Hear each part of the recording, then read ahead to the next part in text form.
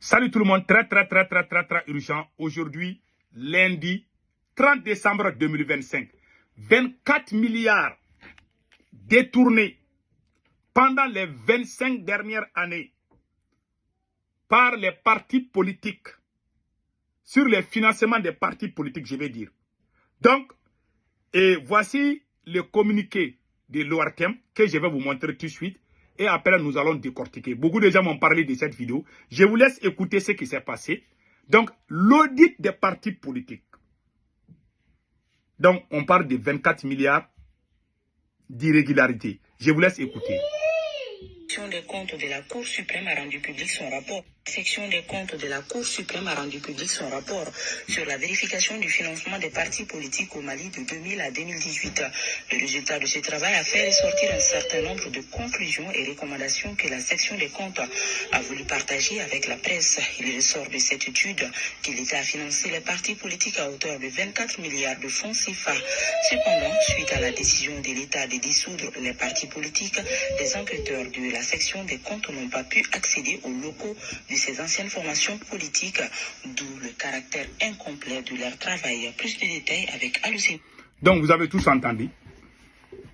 Ça, c'est la période de 2000 à 2025. Je vous laisse écouter les restes. À la demande du gouvernement, la section des comptes de la Cour suprême a mené une étude approfondie sur le financement public des partis politiques au Mali couvrant la période 2000-2025. L'objectif de ce travail était de recenser l'intégralité des fonds publics alloués par l'État sur ces 2 décennies. La quasi-totalité des responsables des ex-partis politiques ne nous ont pas transmis des documents. Voilà. Donc maintenant, vous avez tous entendu. Ils ont demandé aux partis politiques de venir se justifier. Je pense que tout le monde a entendu parler de ces rapports-là. Ce que j'aimerais que le monde entier sache, les partis politiques, pendant les 20 ou 25 dernières années, déposaient des rapports. Il y a une section au niveau de la Cour suprême du Mali qu'on appelle la Cour de compte. Dans cette Cour de compte, chaque année, chaque parti politique vient présenter les rapports, comment l'argent a été. Les audits sont déjà faits. Et tous les dossiers sont déjà au niveau de la Cour suprême. Au moment où je vous parle. Ils ont même dit ça. Vous avez entendu parler de la Cour de compte. Dans cette Cour de compte, tous les dossiers sont là-bas. On parle de 24 milliards détournés. On ne parle pas de 50 milliards. On ne parle pas de 80 milliards qui ont été détournés pendant cette même transition. Maintenant, on veut nous amener dans la distraction pour parler des 24 milliards détournés. Pendant 20 ans ou 25 ans. Par combien de personnes? 300 personnes. Alors que 11 ministres ont détourné 80 milliards au Mali. Mais on va revenir. Les partis politiques ont tous leur rapport au niveau de la Cour de compte, au niveau de la Cour suprême du Mali. Chaque année, quand les partis politiques viennent pour prendre de l'argent, l'année passée, ils viennent avec le rapport de l'année passée. On fait des audits pour voir si, comme on appelle là, si tout est conforme. Après, on leur donne l'argent pour la deuxième année aussi. Jusqu'à l'arrivée de Assimi Goïta au pouvoir. Maintenant, pour ternir l'image des politiciens, tout le monde sait que les politiciens ont fait beaucoup de dégâts au Mali. Mais il y a des militaires aussi qui ont fait des dégâts au Mali. Mais on veut tout mettre au niveau des politiciens. Il y a des politiciens qui sont mauvais. Moi, je suis d'accord. Hein. Comme il y a des militaires qui sont mauvais. Comme ils savent qu'il y a beaucoup de brebis galets qui ne connaissent pas la différence entre les hommes, ils veulent montrer que ils sont militaires, ils sont en train de lutter contre la corruption. Ça, c'est ce qu'on appelle la diversion totale. Et puis, on parle de 24 milliards. Hein. Il y a 80 milliards où vous-même, vous avez dit à la télé que 80 milliards ont été détournés. Donc, les partis politiques n'ont pas volé l'argent. Non. Tout l'argent qu'on a donné aux partis politiques, ils ont fait des rapports et ces rapports sont au niveau de la Cour de compte, au niveau de la Cour suprême. Et vous venez encore les demander de montrer les rapports encore. Alors que ça est déjà là-bas. Ça c'est quoi? C'est-à-dire, et puis pire encore, il n'y a aucune loi au Mali qui est là pour les, comment on appelle, pour les pénaliser au cas où il y a d'irrégularité. S'il y a l'irrégularité, on coupe le financement de leurs partis politiques. C'est ce qui est là. Mais il n'y avait aucune loi pour les emprisonner. Ils sont venus, Assimi Goïta, lui, il viole les lois, mais il veut que les gens, il invente les lois. Ça veut dire que ce qu'Assimi Goïta est en train de faire, ça c'est la guerre contre ses adversaires.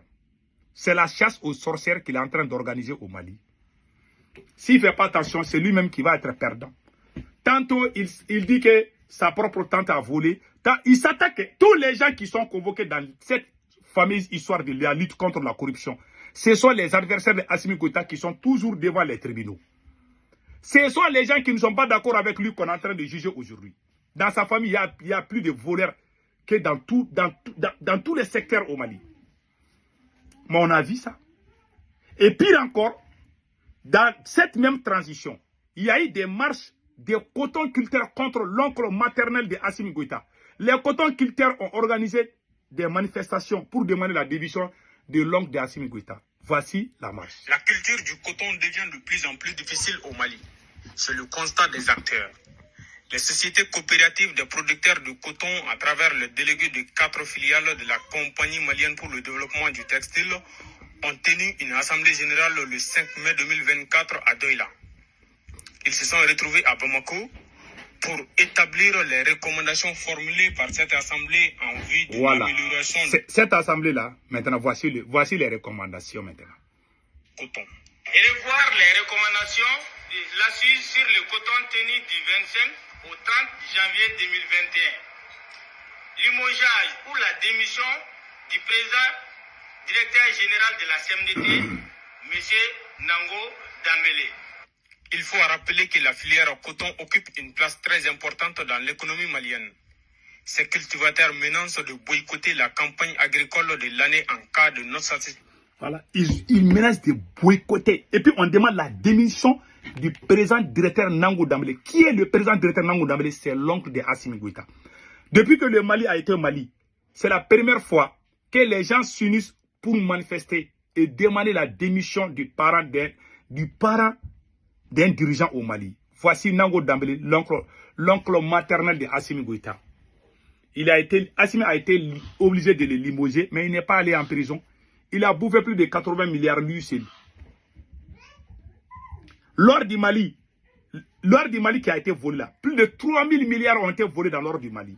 Dr Choguel Kokala Maïga nous explique cela. Je vous laisse écouter Choguel Kokala. Ces gens-là, c'est eux-mêmes les corrompus. Écoutons. Et le Mali est très riche. Je vous assure qu'il y a trop de richesses au Mali. Il y a un pays du Moyen-Orient qui allait présenter à la bourse des valeurs des pays de l'OCDE, les pays les plus développés, un pays de l'Amérique du Nord. Ils ont présenté à la bourse des valeurs la quantité d'or qu'ils ont importé du Mali en 2021. C'est bien spécifié. Il a sorti la délégation officielle, mon conseiller m'a envoyé, on a calculé. Ici, j'ai demandé à la DNGM qu'on me donne la quantité d'or qu'on a exporté officiellement. Quand j'ai comparé les deux montants, c'est le budget de l'État malien qui est exporté dans un seul pays. Le budget de l'État malien. En une année. Ça, je l'ai dit publiquement et j'ai les documents. Voilà. Parce que mon conseiller m'a tout envoyé. Voilà. Donc ça veut dire que notre pays, s'il est bien géré, on peut faire beaucoup de choses. Voilà. Le pays est mal géré. Le budget de l'État malien, c'est 3000 milliards. C'est 3000 milliards qui est parti en finir comme ça. Ça, c'est... Vous parlez de... Vous nous chauffez les tempos avec 24 milliards. Et puis, la même transition, hein, on parle de 3000 milliards ici, n'est-ce pas?